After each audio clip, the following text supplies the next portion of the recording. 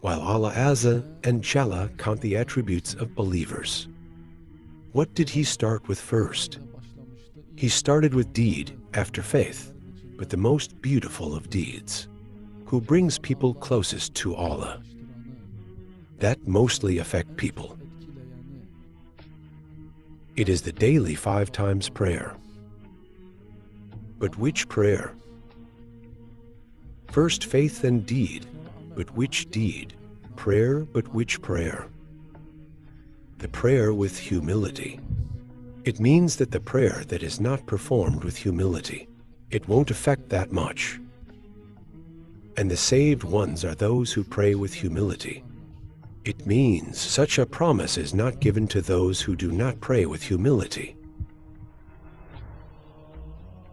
So, a prayer that is not performed with humility will not change people much, and may not lead to human salvation. He prays but has no humility. He has neither fear of God in his heart, nor can you see in his body movements any humility or tranquility. In prayer, everything is in his heart except Allah. And there's no tranquility in his movements. His movements do not suit prayer, making unnecessary moves, looking left and right. He sows his head to the sky while getting up from the bow. He coughs unnecessarily.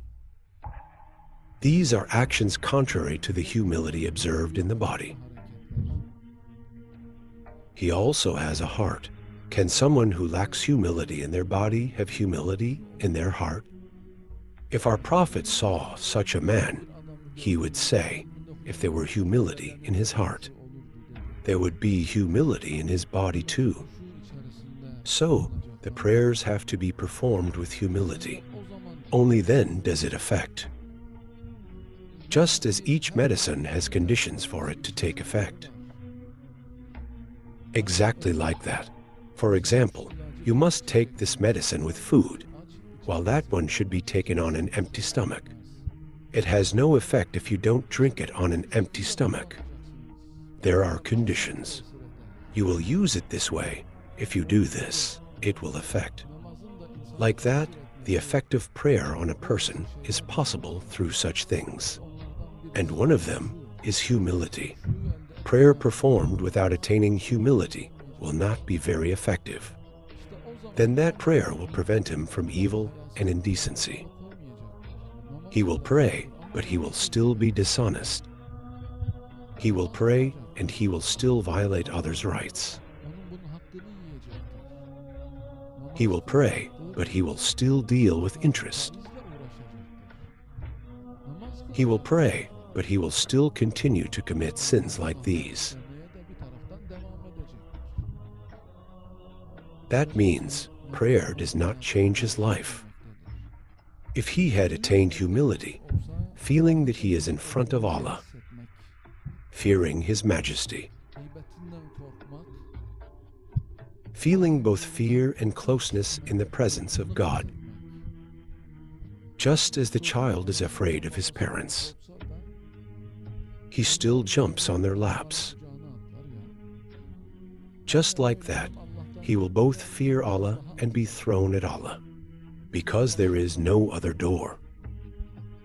He has to feel such an awe in his heart. That is when prayer becomes delightful and brings joy.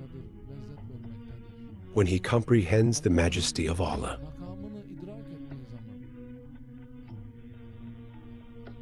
When he attains the knowledge of Allah.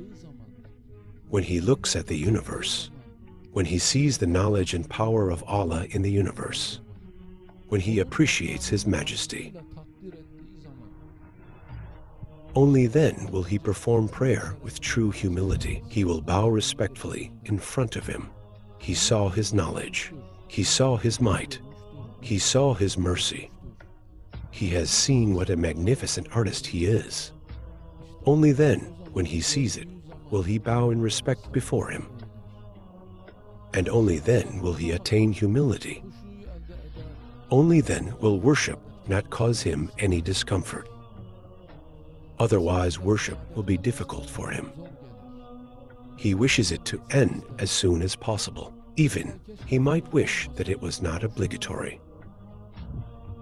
Not feeling discomfort or hardship from acts of worship, and to enjoy worship, is possible when you know Allah.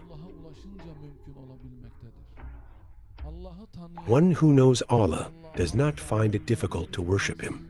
The angels are like this. Because they know Allah, worship is not heavy on them. God has such angels from the day God created them. They did not raise their heads from prostration. They enjoy it. They always prostrate, and they do not get tired. That's how they were created. Their food is prostration.